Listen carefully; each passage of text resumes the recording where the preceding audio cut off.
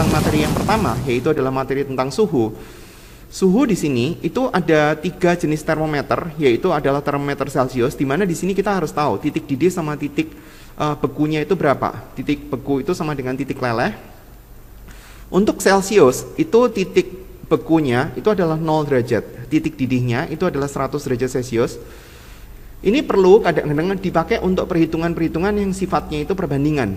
Reaumur itu 0 derajat 80. Terus kemudian Fahrenheit itu suhunya ada di 32, titik beku atau titik lelehnya itu di 32, sementara titik didihnya itu ada di 212 derajat. Sementara Kelvin itu dia ada di suhu 273, nggak ada derajatnya. Kalau di sini Celcius, Reaumur sama Fahrenheit ada derajatnya, tapi kalau Kelvin nggak ada.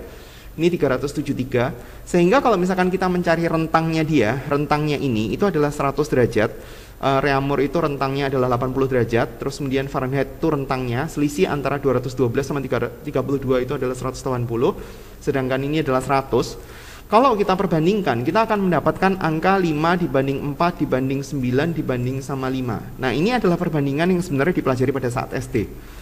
Kita jangan menggunakan rumus suhu yang dia itu pakai kayak seperti punya SD yang T Reaumur sama dengan 4/5 dikali sama T Celcius, karena ini akan menyulitkan, karena kita harus menghafalkan banyak sekali rumus. Dari antara ini semua, rumus-rumus yang ini 95 TC tambah 32 jangan dipakai, langsung pakai perbandingan yang dia itu melibatkan mereka semua, yaitu adalah T Celcius atau Celsius dibanding T Reaumur dibanding T Fahrenheit dikurangi 32. Kenapa dikurangi 32? Untuk menyamakan supaya dia tuh mulai dari 0 semua. Fahrenheit kan mulai dari 32 kan. Kelvin dikurangi 273 sama dengan 5 berbanding 4 dibanding 9 dibanding 5. Karena dengan demikian perhitungannya itu jadi lebih gampang. Misalnya kita punya 50 derajat Celcius, kita mau nyari tahu berapa derajat Fahrenheit. Ya berarti kita tinggal pakai perbandingan TC itu boleh kita ganti C aja. Jadi C dibanding sama F-32, karena kita mau menggunakan perbandingan C sama F, berarti perbandingannya angka adalah 5 banding 9. Ini punya C, ini punya F. Terus kemudian tinggal masukin 50 F dikurangi 32 sama dengan 5 banding 9, ya sudah, F-nya ketemu berapa derajat Fahrenheit. Kayak gitu. Kadang-kadang soalnya itu bentuknya itu perbandingan. Jadi misalkan ada satu termometer baru, katakanlah termometer X dari punya Alien punya termometer X itu katanya pada saat suhu di bumi air itu membeku, termometer X bilang termometernya dia 15 derajat. Sementara pada saat mendidih, titik didih air pada saat kita bicara tentang Celcius 100 derajat Celcius, ini 0 derajat Celcius, titik didihnya itu katanya adalah 105. Ya udah, ikutin dia. Nah, kalau suhu di bumi katakanlah 40 derajat Celcius, punya termometer X itu berapa? Ya berarti kita tinggal pakai perbandingan doang. Caranya adalah kita bicara rentang ini dibagi sama rentang ini sama dengan rentang ini per rentang ini. Jadi tinggal ditulis X dikurangi 15, satunya adalah 105 dikurangi 15, tapi perbandingannya harus sama ya. Kalau di sini itu kita X kurangi 15, berarti yang satunya itu kita tulisin 0, 40 dikurangi 0. Jangan dibolak-balik, karena nggak bisa. Dari yang tengah dikurangi yang bawah, ini juga yang tengah dikurangi sama yang bawah. Nah, sedangkan yang satunya 105 dikurangi 15, berarti kan paling atas titik didih dikurangi sama titik beku kan. Berarti yang Celcius harusnya 100 dikurangi 0, nggak boleh 0 dikurangi 100.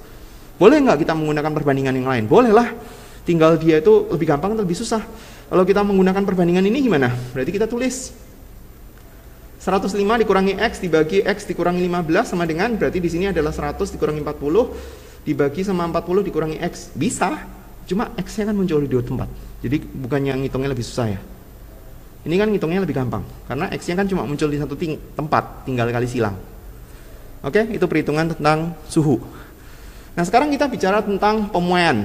Pemuaian ini dialami oleh 3 zat, yaitu adalah dialami oleh zat padat, dialami oleh zat cair, dan dialami oleh gas.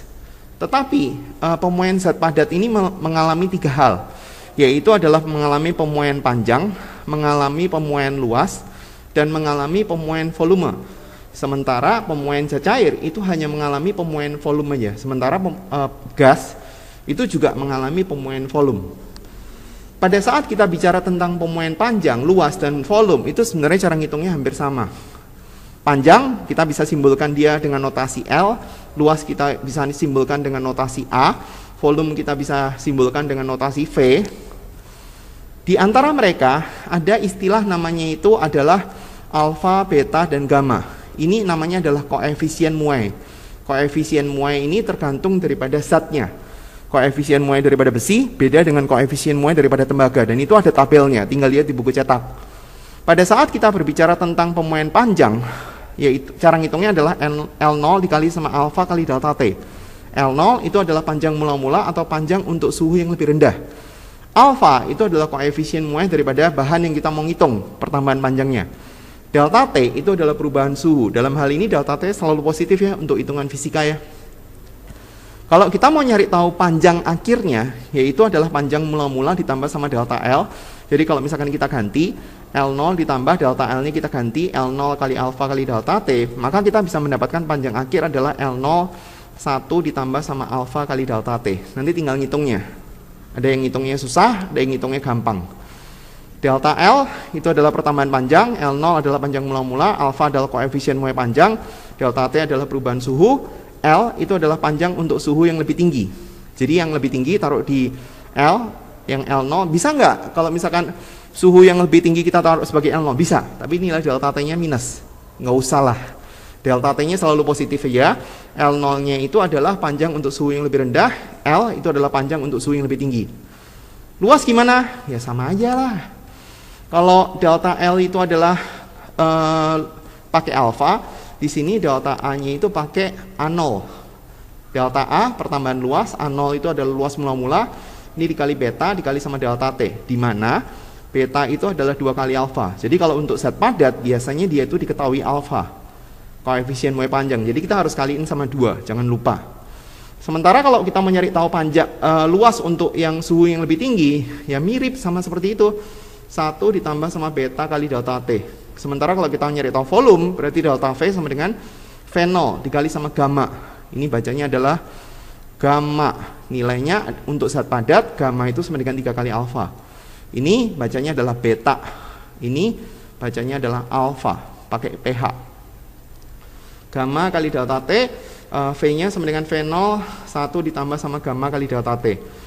Untuk yang zat cair juga sama. Jadi maksudnya kalau kita mau nyari tahu delta V sama dengan V0 dikali gamma kali delta T, V sama dengan V0 1 ditambah sama gamma kali delta T. Tapi gammanya ini udah diketahui. Jadi dia nggak dicari dari 3 kali alfa. Kalau yang ini didapatkan dari 3 kali alfa, ya betul. Untuk pemuaian gas, ini agak beda. Karena kalau pemuaian gas, dia nggak menggunakan rumus-rumus ini, tapi menggunakan rumus Boyle-Gay-Lussac, yaitu adalah P kali V per T, itu adalah konstan, di mana T-nya ini harus dalam satuan Kelvin. Jadi kita bisa tulis P1 V1 per T1 sama dengan P2 V2 per T2. Itu latihannya pisah. Jadi nanti aja. Oke, itu semua adalah penjelasan untuk pemuaian. Mulai latihan ya.